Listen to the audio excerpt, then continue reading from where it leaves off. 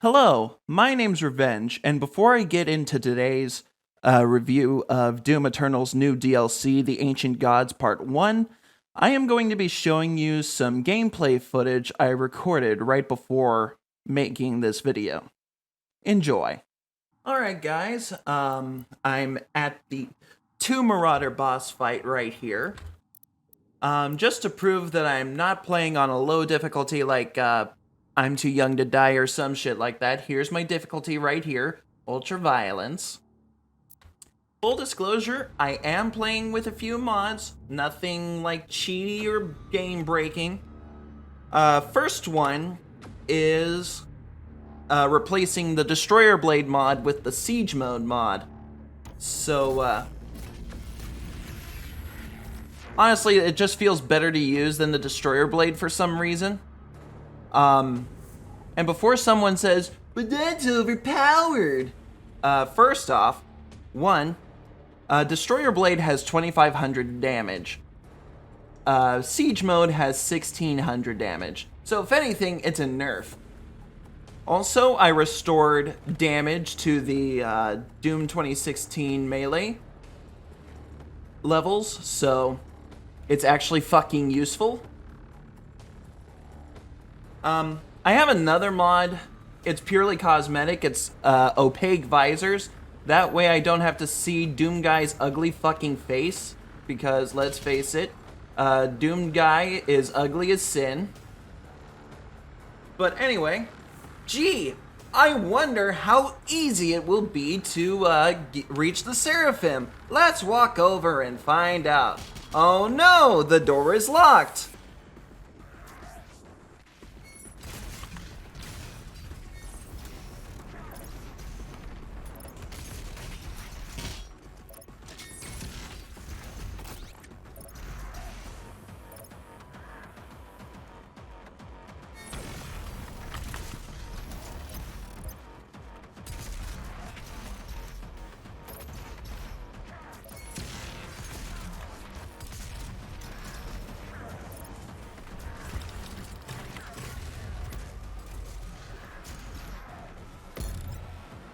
I'll take that BFG ammo.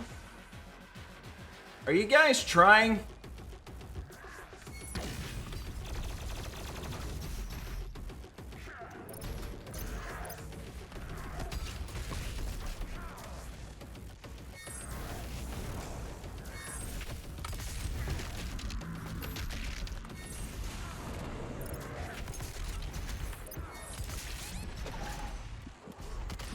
I'll take that armor and health, thank you very much.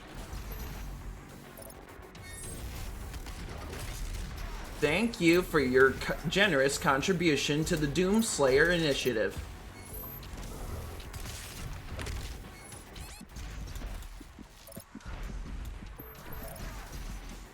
Alrighty.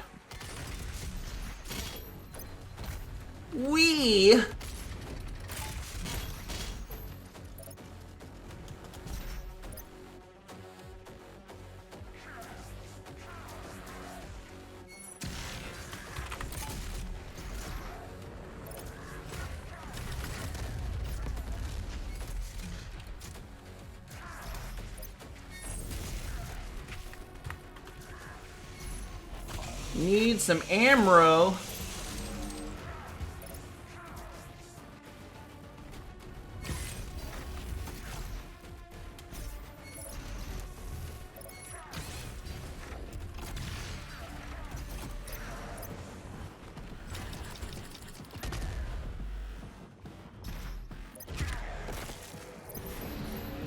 That's one down.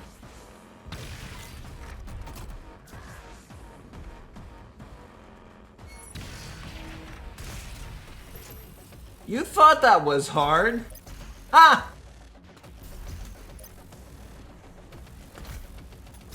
Come here, fatty! Oh, yeah, give me that armor. I'm naked without it.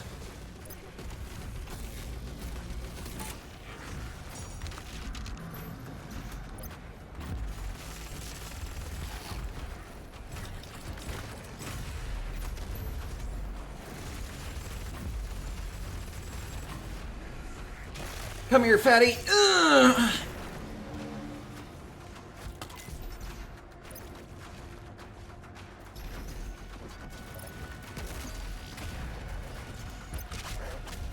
Get fucked. Woo! Oops. Give me your ammo!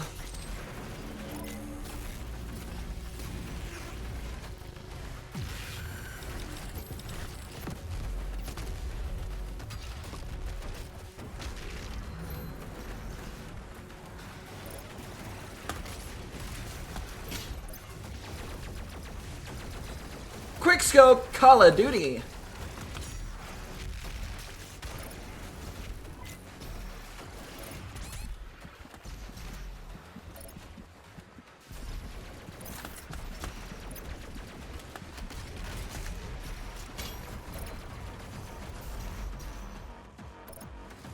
I'll take that med pack.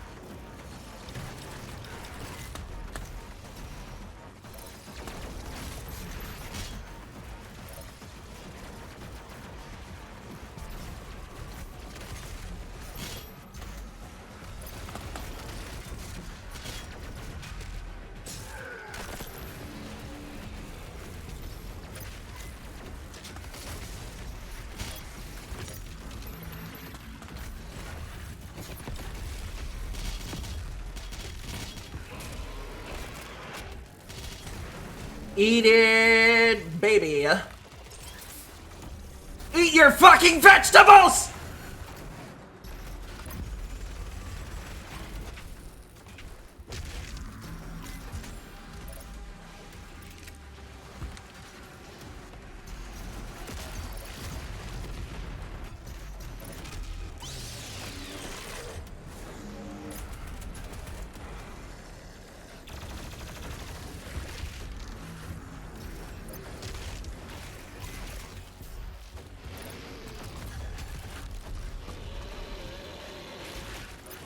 How adorable. Now you're dead.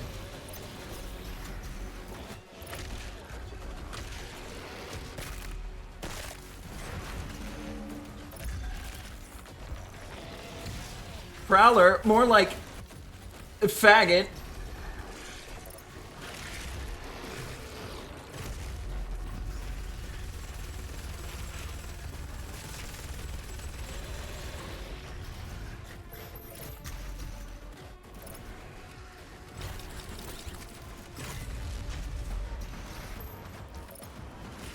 Got him.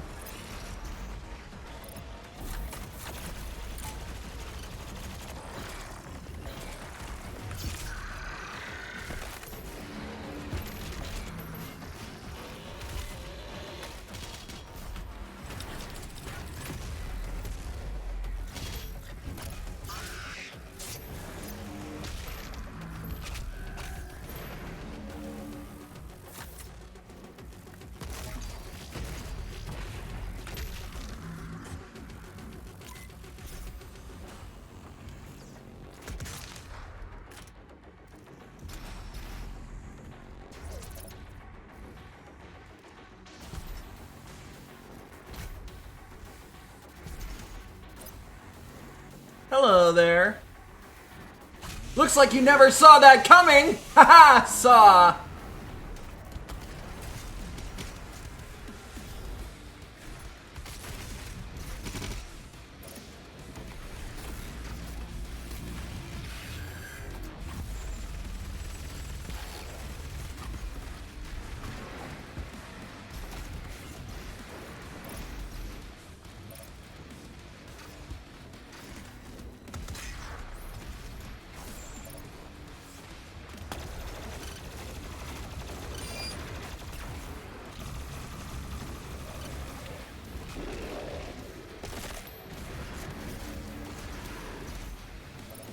All the little girls and boys love that wonderful crunching noise.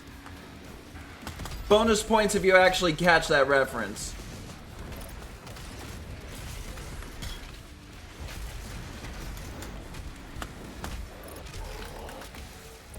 How adorable. You think you can block me? You can't block me, 'cause I am death!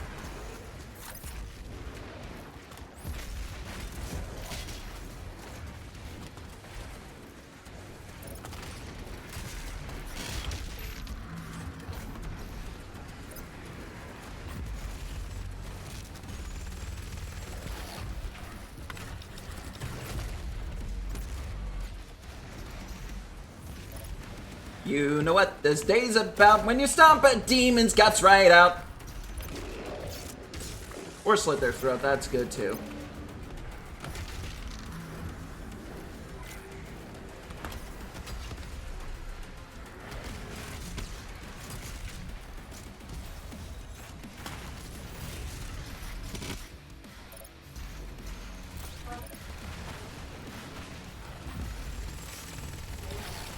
Yes.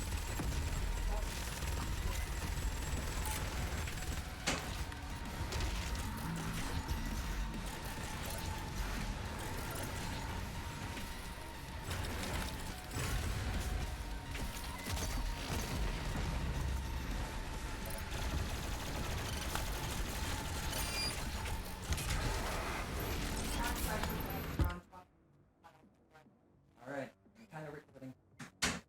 God.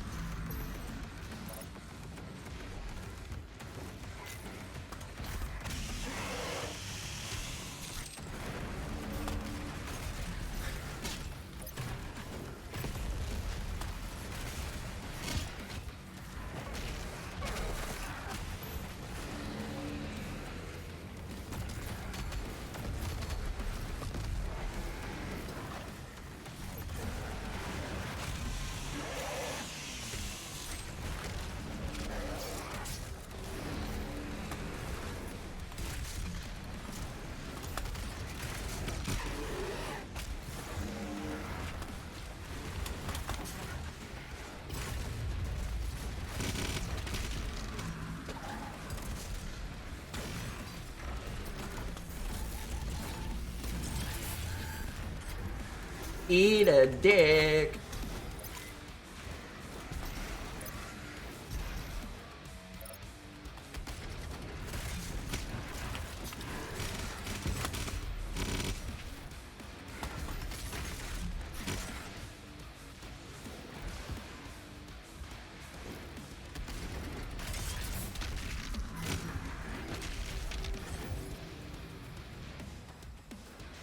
And just like that, cake.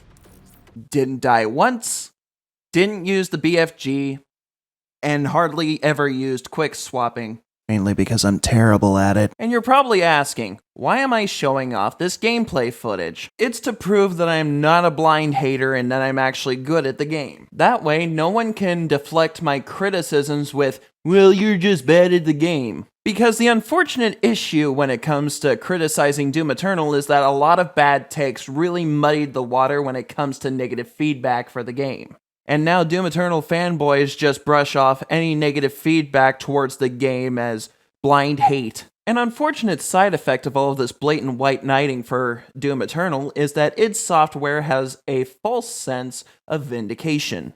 In short, thanks to white knights, id Software don't think their shit stank. Well, I'm here to tell you that it does, worse than the swamps that id Software made me trudge through.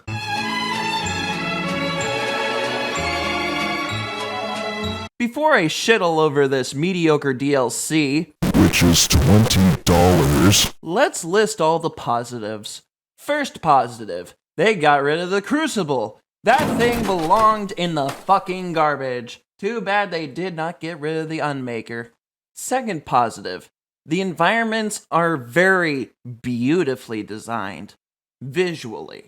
Gameplay is another story. Although I will say this, the colors are very muted, so I just use NVIDIA's filters to make it a little more vibrant. Huge shout out to Kendo Nagasaki, who told me how to do this. Thank you very much. Third positive. While Andrew Holschultz's music isn't exactly memorable, it does emulate Mick Gordon's style to a T. Fourth positive. While the game tends to trade fun factor for difficulty to its own detriment, there are key moments in the game that are really fun, but not enough to save this piece of shit. And now for the negatives. First off, this DLC is 2 hours long, and they're asking for $20. $20. Bitch, if you're gonna ask me to pay $20 for only 2 hours of content, that DLC better be sucking my dick too. The Ancient Gods consists of 3 levels, each one containing a unique boss fight. The first 2 boss fights are extremely fun. The third one is pure fucking cancer. Speaking of cancer and wanting to die, meet the Spirit, a hot potato themed enemy that can buff other demons to an unreasonable degree, all wrapped within a horrible Ghostbusters reference. And that horrible reference being that you can only kill this motherfucker using the microwave beam, and God help your sad sorry ass if you run out of ammo while using it. Because if you don't kill him, he switches to another body, and you might as well restart the game if he ever gets into a fucking marauder, which he can do. The Spirit is single-handedly the laziest enemy I have ever seen in a video game. It's literally just the summoner from Doom 2016, recycled and given a new role in the sandbox, and a very bad one at that. And that's in addition to it being yet another buff enemy. Buff totems, archviles, empowered demons, and now spirits. And sure, there are differences in what stats are buffed. But at the same time, it is still redundant because you basically have the same function in 4 different things. What does empowering do? Buff normal enemies. What does the buff totem do? Buff normal enemies. What does the archvile do? Buff normal enemies. What does the spirit do? Buff normal enemies. That's 4 different enemies that make each other very redundant. And don't even get me started on how cancer it is trying to kill this thing. Not only is the host demon made very fast, very hard-hitting, and very tanky, but he's also immune to ice grenades and staggering. And sure, you can use the microwave beam to stop the host body, but you also need that to kill the fucking spirit! And the microwave beam is ass for several reasons. Reason 1, slows you down immensely, which is not something that's actively encouraged in Doom Eternal. Reason 2, cancerous auto-aim. Oh, are you desperately trying to kill the spirit? Well, too bad. We're gonna aim for the fucking whiplash. Good luck dealing with a fucking possessed marauder, asshole. This one enemy basically incentivizes you to hoard your plasma ammo until this motherfucker pops out. Meaning not only can you not use your plasma rifle, you can't use your ballista either. Because a microwave beam drains ammo like a female Twitch streamer drains a simp's bank account. And then there's the Bloodmaker. This faggot right here. Completely invincible until he chooses at random when he wants to put down his shields and hit you with an attack that slows you down. And much like the Maker Drone, when you headshot him, he drops goodies. Except, he is nowhere near as rewarding as headshotting a Maker Drone. Why is it that the inferior Maker Drone gives you a better reward for your accuracy than the fucking Bloodmaker? The Bloodmaker, while cool in concept, is terrible in execution. And I know some people in the comments are going to draw comparisons to the Marauder. At least the Marauder is consistent in his behavior. The Bloodmaker fucking isn't. I would say something about the turrets as well, but they're not that interesting. It's just recycled weak points from Calabas, the sightless judge, put on stone pedestals and firing slow projectiles. Now let's talk about the environments. As I said before, they are very beautifully designed visually. Gameplay-wise, they are fucking cancer.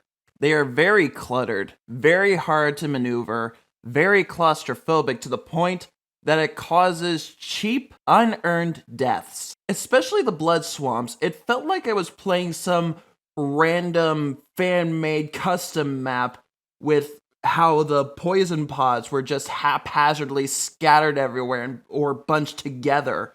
It was easily the second worst level in the entire DLC. I'll say this though, it had some pretty cool platforming puzzles. And while the giant tentacle was just meant to be a giant fuck you to people who hated tentacles, I actually found it kinda cool. And now for the final negative, the story. Oh god, the story.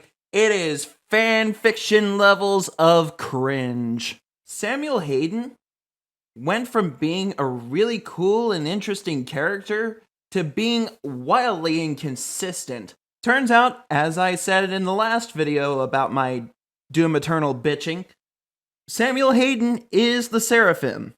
Why on God's green asshole is Samuel Hayden such an inconsistent character? When he was the Seraphim and gave the Doomslayer his powers, he obviously knew what was going on between the Khan Maker and Hell. Why else would he secretly give Doomslayer the Slayer ritual? And then when he becomes Samuel Hayden, he tries to harvest Hell energy for reasons, even though he knows the risk of it.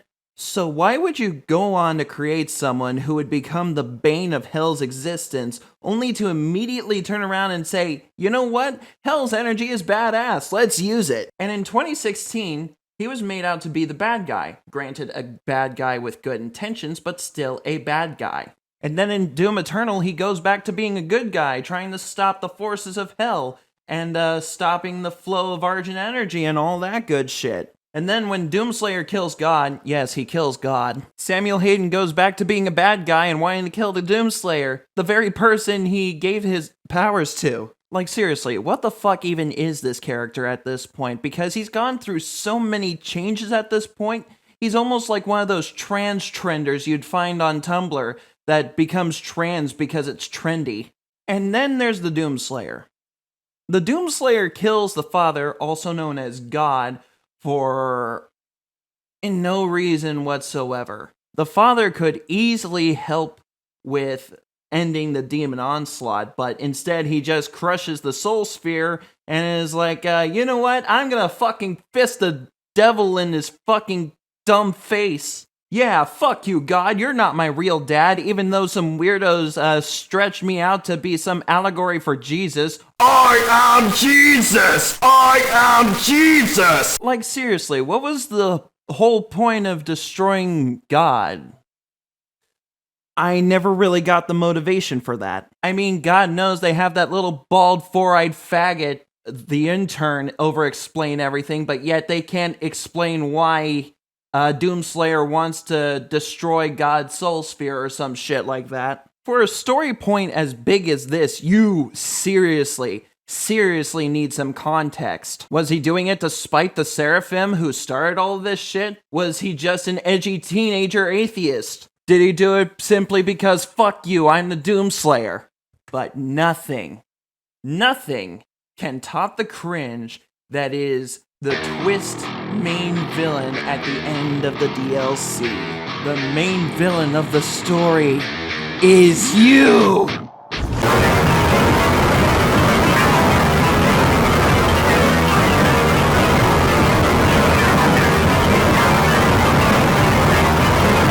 There's nothing more I can say about that. That is just pure cringe. But anyway, that concludes my review of the new DLC for Doom Eternal. If you liked it, be sure to like, comment, subscribe, and if you're feeling generous, be sure to check out my Bandcamp where you can buy my music. You can also check out my PayPal to just straight up give me your money.